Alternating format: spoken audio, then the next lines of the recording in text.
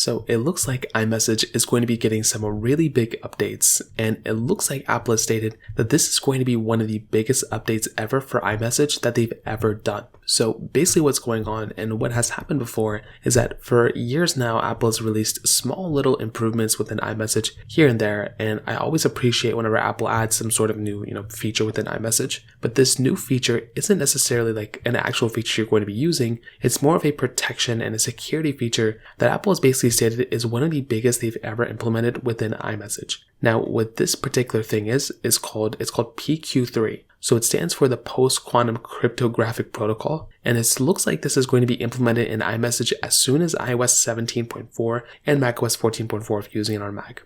Now, again, what Apple stated here is they're stating that they rebuilt the iMessage cryptographic protocol from the ground up. It stated that this upgrade will fully replace its existing encryption protocols by the end of this year, and they say you don't need to do anything, it's already going to be applied if you just update your iPhone. Now it looks like this particular update is going to be coming on the heels of a lot of different security vulnerabilities that have happened throughout the last year or two. I would say a lot of like AI, ML stuff, and what they're going to be doing is basically implementing as much cybersecurity and privacy updates as much as they can. Now looking at the future, it looks like they stated that it's starting in iOS 17.4, but that doesn't mean that's just going to be it. It looks like there's going to be lots of improvements they're going to be doing, at least for the time being. So it's going to start off with this version of software, but again, it's not going to end off until a little bit later. So they're going to keep implementing updates and adding improvements to software and all this other stuff, but it's not going to be until probably like iOS 18 that they're going to be, fully implementing everything within this version of, the new protocol they're making. But if you do have an iPhone, this is why it's so important of buying an iPhone that is currently still supported with software, because you could not get this type of feature if your iPhone was, unsupported. If you're having something like an iPhone 10,